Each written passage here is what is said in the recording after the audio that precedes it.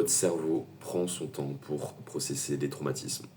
Ça fait environ 7 mois maintenant, c'était le 22 mai 2025 que je me suis fait opérer pour une hernie inguinale que je n'avais pas.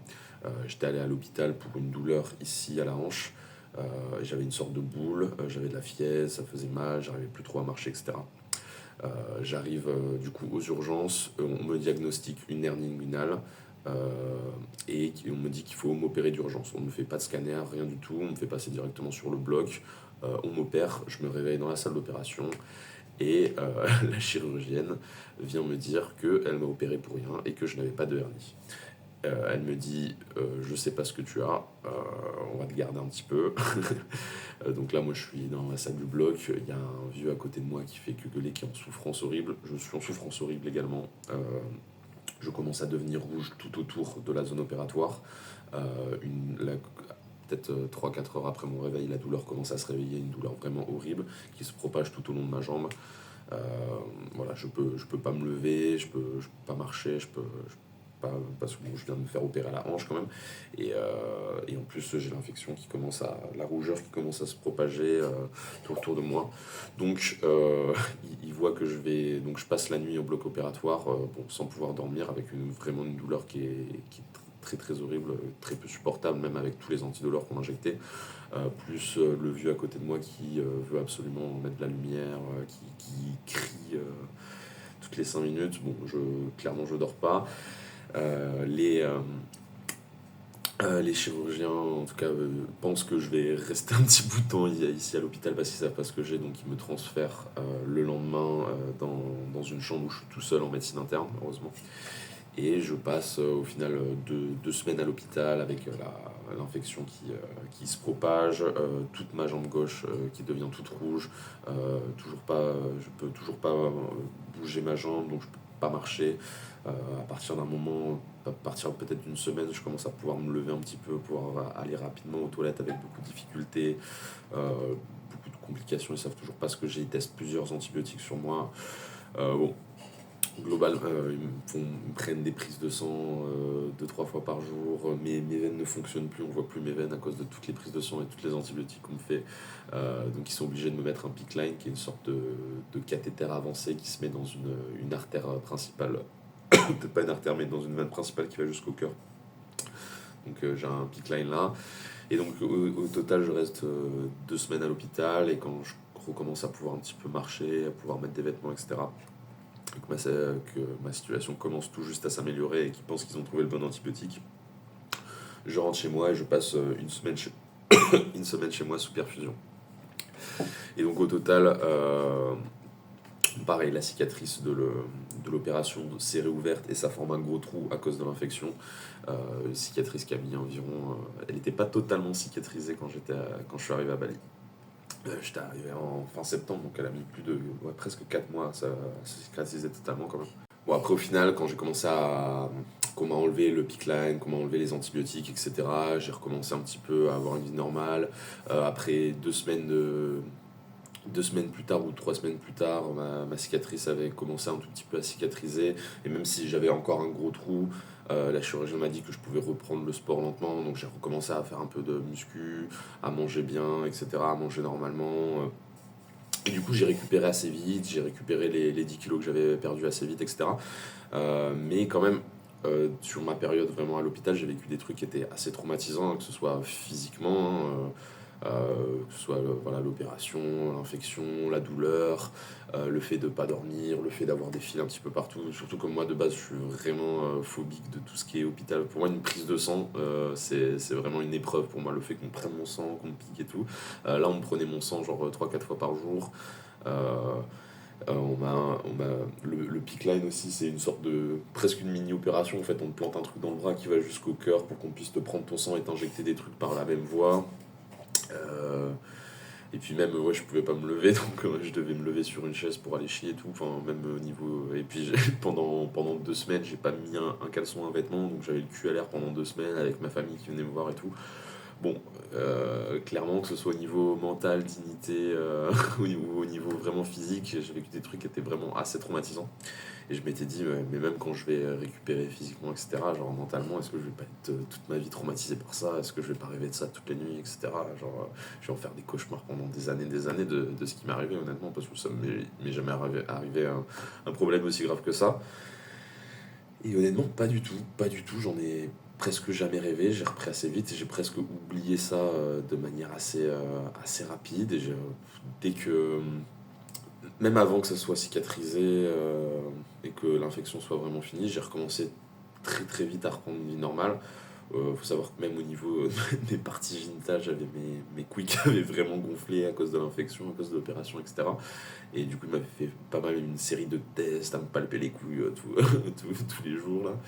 Et même après ça, en fait, t'allais voir un médecin qui m'avait dit non, mais t'inquiète, tout fonctionne normalement, tu peux faire ce que tu veux. Donc, même ma vie sexuelle, j'ai repris une vie sexuelle normale à très peu de temps après l'opération. Et du coup, non, j'ai eu vraiment aucune. Bon, j'avais des séquelles physiques, j'étais encore un peu affaibli, etc.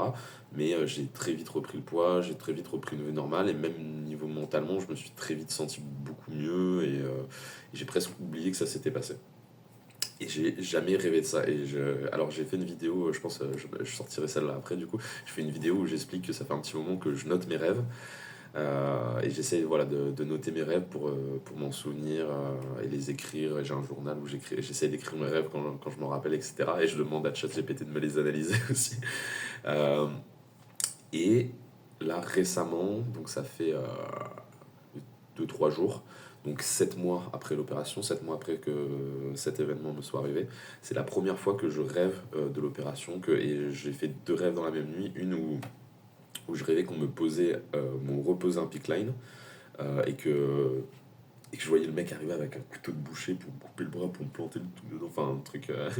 Et un autre où je me réveille de l'opération, où je suis à côté d'un mec qui me parle, il fait ah ouais, je sais plus ce qu'on se disait, mais que je me réveillais en gros de l'opération. Et voilà, j'ai rêvé de ça, et c'est la première fois que j'en rêve, ou en tout cas que je me souviens d'en avoir rêvé, 7 mois après.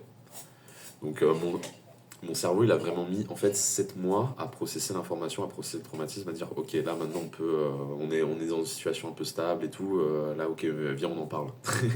C'est-à-dire qu'avant, en fait, bon, en fait, toute mon énergie et tout mon cerveau et tout, était occupé à récupérer ma force physique, à récupérer un petit peu, à retrouver un petit peu ma vie normale pendant les premiers mois de la séquelle. Et après, directement après que j'ai récupéré physiquement, boum, je suis parti à Bali, j'ai changé de vie, donc j'ai essayé de m'installer, un nouveau rythme de vie, nouveaux potes, etc. Et du coup, mon cerveau a vraiment pas eu de répit en fait pour processer tout ce qui m'était arrivé vraiment. Et du coup, c'est que là je commence vraiment, ça fait 3 mois que je suis installé à Bali, où je commence vraiment à avoir une vraie routine ancrée fixe, où je commence à avoir vraiment un vrai groupe d'amis avec qui il y a un peu moins de nouveautés dans ma vie, je suis un peu plus dans une routine, je fais un peu plus la même chose tous les jours, j'ai vraiment une vie, je commence vraiment à avoir une vie plutôt stable ici. Et donc voilà, c'est uniquement maintenant où mon cerveau il a compris que ok, là la situation elle est stable, là on est posé, là on est installé, là ok, on a le temps de processer en fait ce qui s'est passé il y a 7 mois. Et du coup, même 7 mois après, en fait, c'est là seulement où mon cerveau, en fait, dans mes rêves, il commence à processer ce qui s'est passé en disant ouais, c'était effrayant quand même, tu vois, genre, quand même, hein, c'était. Mais avant, pas du tout, parce que. Et c'est pour ça que le fait d'être toujours occupé, d'être toujours dans un rythme de vie assez speed, vous êtes toujours occupé, que ce soit par le boulot, que ce soit par le sport, etc. D'avoir toujours une vie un petit peu à 100 à l'heure que moi j'ai toujours, ça laisse très peu de temps en fait à votre cerveau à processer les traumatismes que vous aurez pu avoir ou des informations, d'événements qui sont passés par le passé, etc. Et c'est seulement en fait quand vous prenez un petit peu plus le temps de respirer, de vous poser, que vous laissez le temps en fait de ne pas être tout le temps occupé H24, vous laissez de la place à votre cerveau, c'est là où votre cerveau il va vraiment se poser et réfléchir au truc qui s'est passé et les processer, se dire ok, donc il y a ça qui s'est passé, pourquoi ça s'est passé.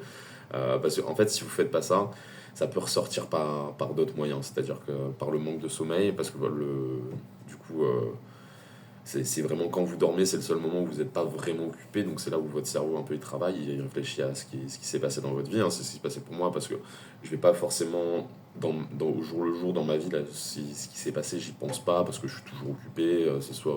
Soit je bosse un peu, soit je vais à la salle de sport, soit je suis avec des amis, soit je danse, donc je suis toujours occupé. Il y a très peu de temps où je suis juste posé là, tout seul à rien faire. Donc mon cerveau, il n'a pas forcément le temps de réfléchir à ce genre de choses. Et c'est pour ça qu'il est réfléchi pendant la nuit, donc par mes rêves, quand je vais rêver, etc. Donc c'est pour ça que c'est une bonne méthode aussi de noter ses rêves parce que ça permet un petit peu d'analyser ce à quoi on pense et de permettre aussi de comprendre ah ben ça peut-être j'ai pas passé assez plus de temps, laisser mon cerveau un peu du répit pour réfléchir à ce qui s'est passé euh, il y a 7 mois déjà. 7 mois, moi, ça me paraît énorme, c'est il y a super longtemps. Et pourtant, du coup, mon cerveau, il se met tout juste à processer tous les traumatismes en fait, qui sont passés dans mon corps, dans mon cerveau à cette période. Et du coup, voilà, je voulais faire cette vidéo pour vous dire que il y a certains traumatismes, votre cerveau, il va vraiment prendre du temps pour les processer. Et surtout, si vous avez une vie où vous êtes très occupé, où vous vivez à 100 à l'heure, euh, c'est votre cerveau, il va vraiment attendre que votre situation se stabilise un petit peu pour dire ok, là viens on parle de ça, là on pense à ça, viens on essaye d'analyser ce qui s'est passé. Donc pour terminer cette vidéo, le petit conseil que je voulais vous dire, c'est déjà si vous avez la possibilité de vous souvenir de vos rêves, de noter vos rêves, etc., ça peut être une vraie bonne méthode pour comprendre un petit peu votre psychisme, votre inconscient, vous aider à l'analyser. Et si vous arrivez des événements traumatisants, d'essayer de pas toujours combler ça par être occupé H24. Je sais que c'est tentant de pas vouloir en fait ressentir ce qui s'est passé, de se dire ok bah hop. Surtout en fait si ce qui s'est passé nous a fait prendre un cran de retard, c'est-à-dire pour moi, j'étais censé partir à Bali en juin et je suis parti à fin septembre, donc j'ai retardé mon billet, mon vol de 3 mois. De plus de 3 mois d'ailleurs. Et ça m'a fait prendre un gros pas en arrière en fait, ce qui m'est arrivé, que ce soit physiquement au niveau de mon physique, que ce soit mentalement, que ce soit au niveau de mon travail, etc., que ce soit au niveau de ma situation. Euh, donc ça m'a fait faire un gros pas en arrière et du coup mon premier réflexe déjà ça a été de dire bon, faut que je rattrape tout ce temps perdu. Donc faut que j'accélère encore plus la cadence. Et en plus, sûrement inconsciemment, ça m'a permis, le fait d'être très occupé, de faire que bosser, aller à la salle, faire plein de trucs, ça m'a permis juste de pas trop penser à ce qui m'est arrivé, d'essayer d'oublier le plus vite possible. Sauf qu'en fait, votre cerveau, votre corps, il n'oublie pas vraiment ce qui s'est passé, c'est juste il va attendre le bon moment, le moment où ça va être un peu plus calme, un peu plus détente, on va être un peu plus relax pour pouvoir y penser. Donc voilà. Donc effectivement, c'est très tentant de faire ça, mais mon conseil, ce serait de vous garder du temps et si un événement comme ça assez traumatisant s'est passé, de vraiment prendre le temps de le processer avant de directement passer à autre chose, parce que ça va forcément revenir à un moment ou à un autre dans votre vie. Donc autant que ce soit un moment où vous pouvez l'accepter.